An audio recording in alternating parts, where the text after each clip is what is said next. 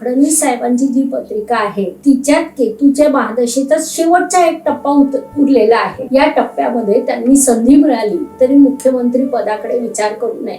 आणि एकनाथ शिंदे साहेबांच्या पत्रिकेत जर आपण पाहिलं तर राजकारणासाठी महत्वाचा ग्रह राहू की ज्याची महादशा सुरू आहे, अंतर्दशा शुक्राची सुरू आहे. शुक्र हा पत्रिकेतला स्त्री ग्रह आहे की ज्यामुळे त्यांना बहिणी पावल्या. तर शुक्राच्या अंतर्दशेने त्यांना खूप मोठं यश दिलं आणि ते जर टिकवून ठेवायचं असेल तर शिंदे सर हा एक पर्याय आणि दुसरा पर्याय अगदी नवीन चेहरा उभा करणं हा बीजेपी जवळ असू शकतो.